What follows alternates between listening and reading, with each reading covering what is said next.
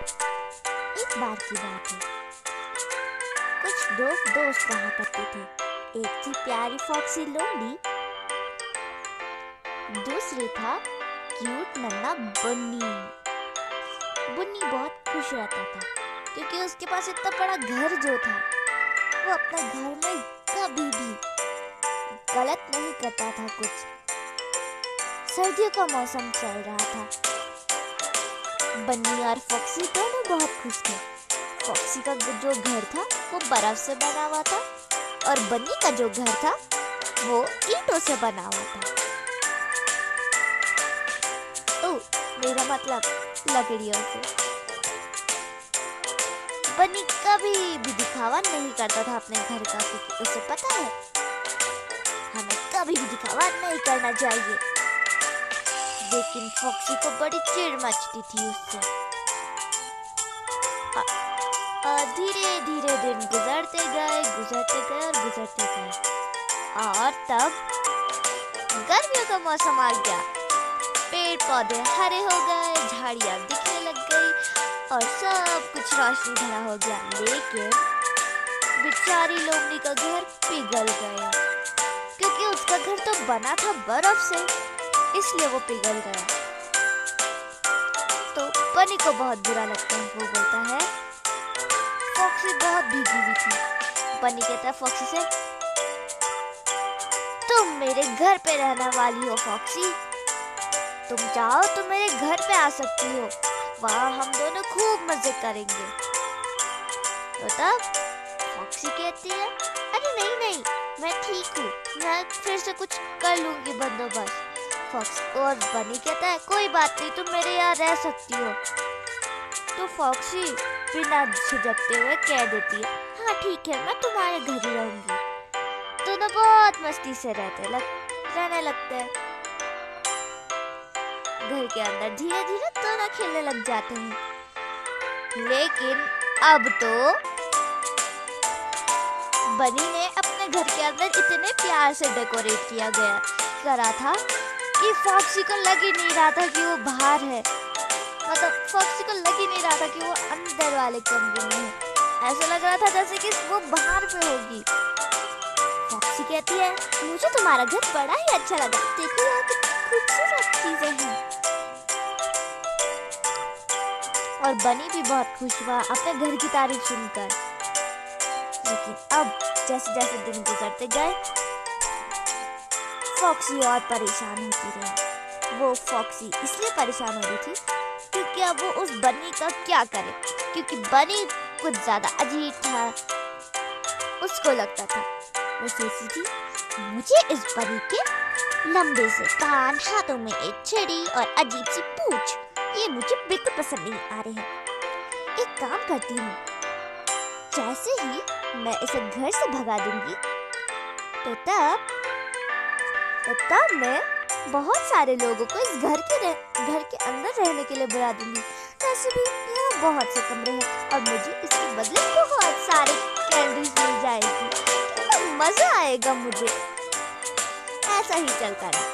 तब जैसे ही एक सही दिन देखा उसने, वो घर से बाहर गई। फॉक्सी घर से बाहर आई और तभी उसके दिमाग में बहुत गलत बातें सोचने लग गई वो बन्नी के बारे में। ऐसा ही सोचने लग गई वो कि अब कुछ भी सही नहीं होगा, क्योंकि अब ये पूरा घर मेरा होने वाला है। हा हा हा हा हा। और इसके बदले मुझे बहुत सारी कैंडीज मिलेगी। ओह, पीछे भी एक घर है। ओह, लेकिन याद आया, वो तो उस बूढ़े आदमी का घर है, वो तो मुझे वहाँ रहने ही नहीं देगा। ओह नो, कोई बात नहीं, जैसे तैसे एडजस्ट कर लूंगी। हे बन्नी दोस्त, जरा बाहर आना। उसने बन्नी को बुलाया। बन्नी बाहर आया कूदते कूदते और उसने बोला, अपनी जान बचानी है तो भाग जाओ, नहीं तो मैं तुम्हें खा जाऊंगी। बन्नी डरते हुए और रोते हुए वहां से चला गया।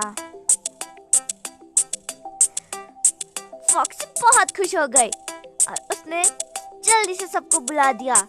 वहां आया डोंकी द डोंक, आई शीपी, चिकी, बेजी बेब और मिस्टर भालू, मेरा मतलब बॉबी। और वहां पे आया एले the elephant, Mirabel the cow, सब लोग वहां पे थे। तो वो बोलते सुनो, अगर तुम सबको इस घर के अंदर आना है तो तुम्हें एक लाइन बनानी पड़ेगी और मुझे बदले में कैंडीज देनी पड़ेंगी, तब तुम इस घर के अंदर रह सकते हो। हाथी मतलब जो एले था वो सबसे लास्ट में लगा हुआ था क्योंकि वो सबसे बड़ा था।